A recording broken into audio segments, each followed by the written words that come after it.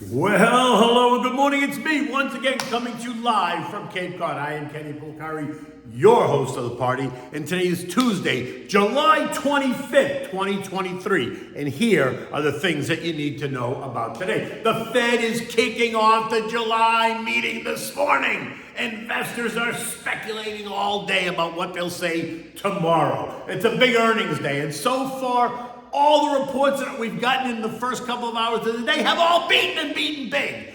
Oil surges on, guess what? China demand.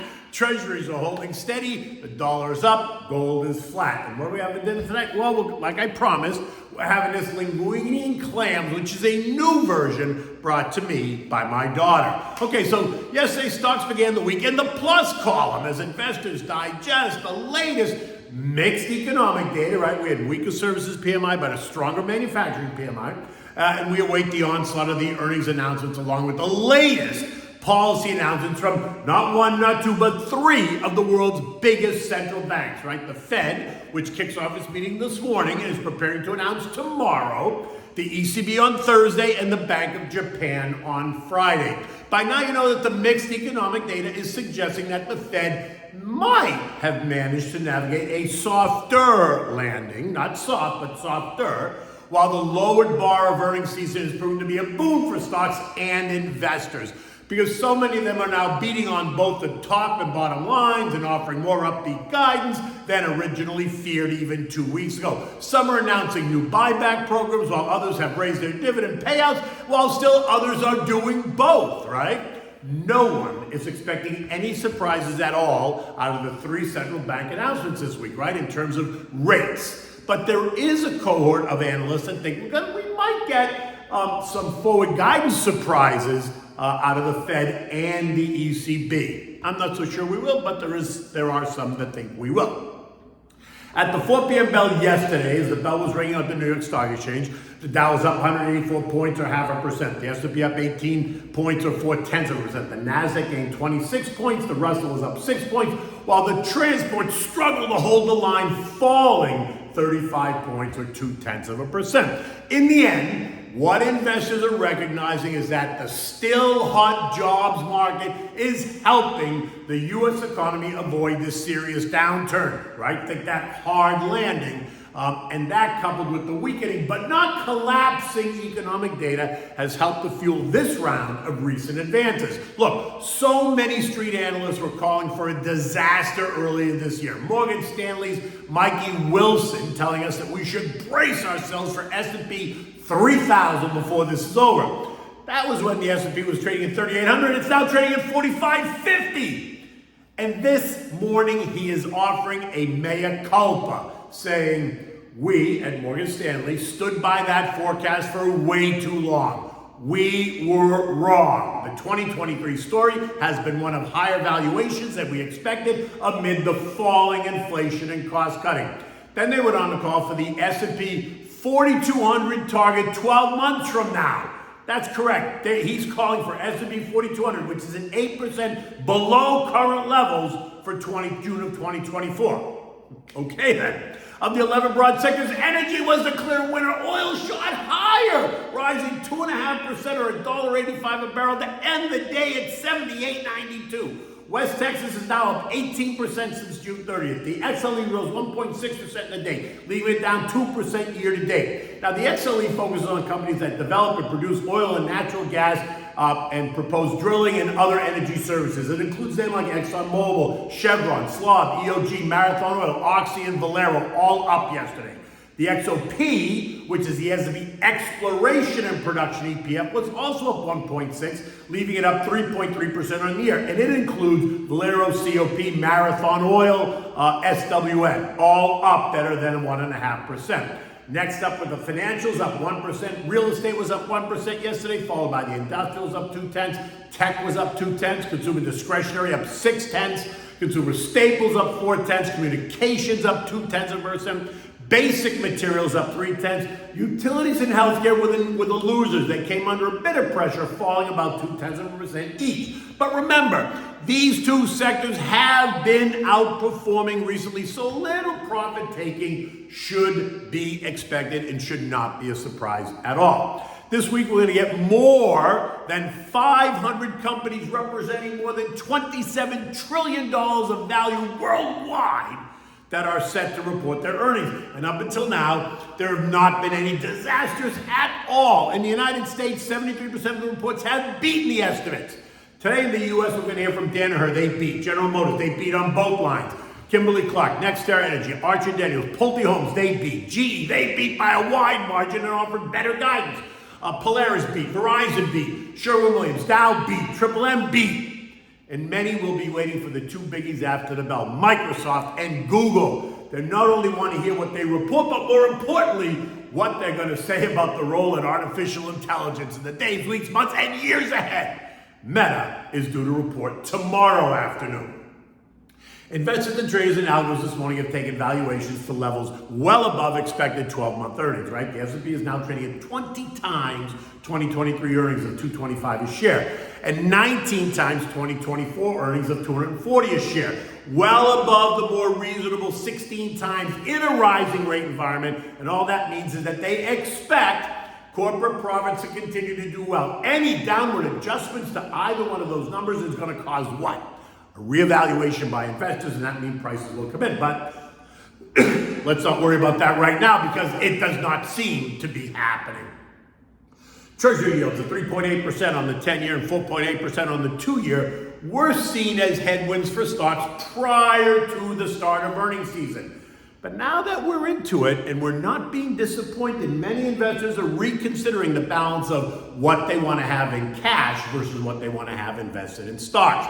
Shorter duration, 3-month and 6-month bills continue to offer annualized rates of 5.4%. And that is where many investors are hiding out in the short term because they don't want to tie their money up in treasuries for 2 or 10 years right now. As I said, oil surged yesterday. Do I need to tell you why? Okay, I'm gonna. Tighter supplies and predictions that Chinese demand is going to surge. See how they do that? It's a pattern. One day it's all about Chinese demand and rising supply, slowing Chinese demand and rising supplies. The very next day is about rising Chinese demand and tighter supplies, which is why I say you have to ignore the noise. Demand is strong around the world and supplies are just enough to keep prices up. And the Saudis will continue to keep it that way as they want to see $80 a barrel for oil, period, the end.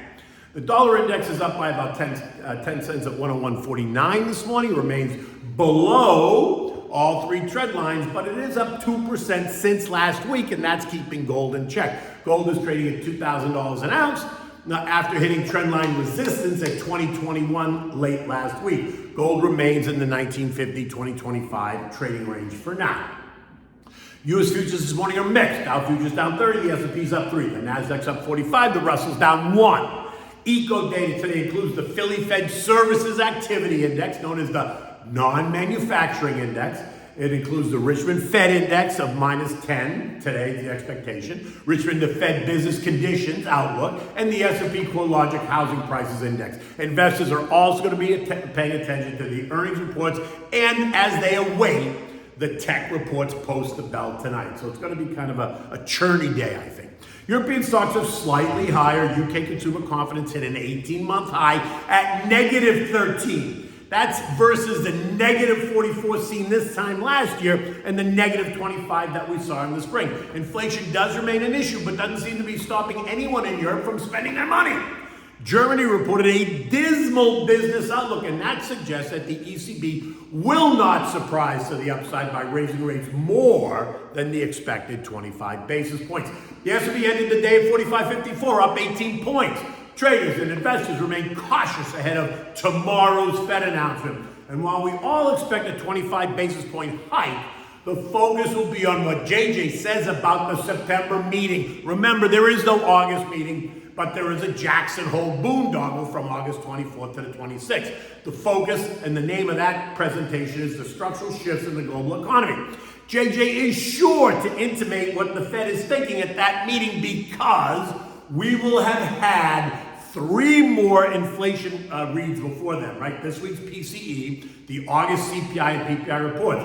I'm in the camp that we get 1 more hike in September, but there are others that are betting that this hike is it, that there's no rate cuts expected in 2023, and the jury is out when they happen, if they happen in 2024. Some are betting by the end of March, others are suggesting the summer of 2024, while others are not pricing in any at all. Calls for a recession continue to be pushed back, with some saying that it isn't coming at all, while others try to pinpoint a date in early 2024. Consensus seems to be that we're not going to see it in 2023. Right? It's all very fluid and open to interpretation. It can be whenever you want it to be. There are apparently no hard and fast rules any longer, right? Investors just need to create a portfolio that fits their risk profile, remembering that investing is not static, it is dynamic. Staying in touch with your advisor is key. Now, just like UPS, GM just reported blowout numbers. So what do you think is going to happen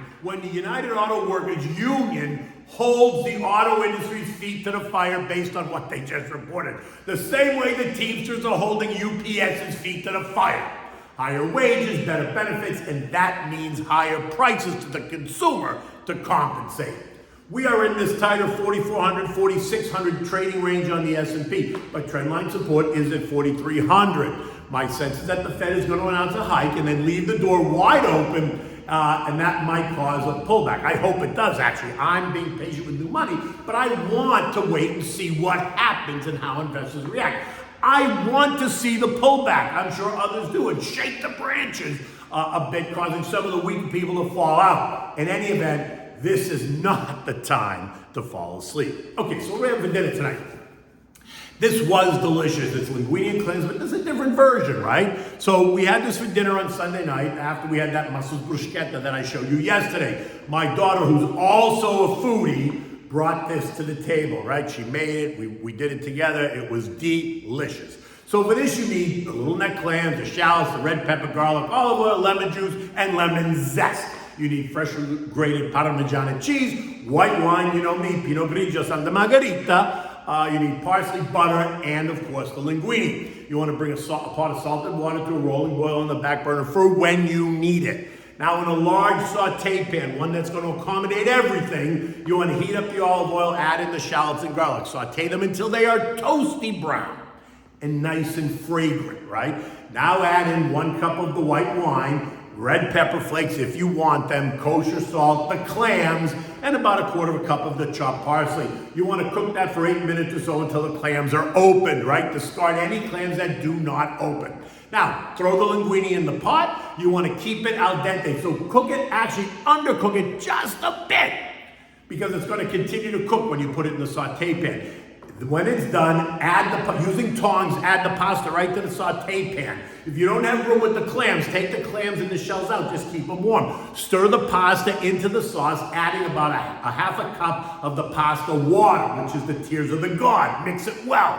Turn the heat to medium, continue to cook, and the pasta will suck up the sauce. If you need to, add a little bit more water just to keep it moist. Do not make it soupy. Right? Now toss it so it's all nice and moist. Then take it off the heat. Add in about 1/2 stick of butter, cut into pieces so that it melts faster, the lemon juice and the lemon zest. Toss and serve immediately, always having fresh grated cheese on your table for your guests. This was a delicious version of linguine and clam sauce, not your typical linguine and clam sauce that tends to be a little bit more soupy-ish, right? Because there's typically more sauce in it, but this one was delicious, and I'm sure you will enjoy it. Until tomorrow, the day is beautiful here in Cape Cod, but until tomorrow, take good care.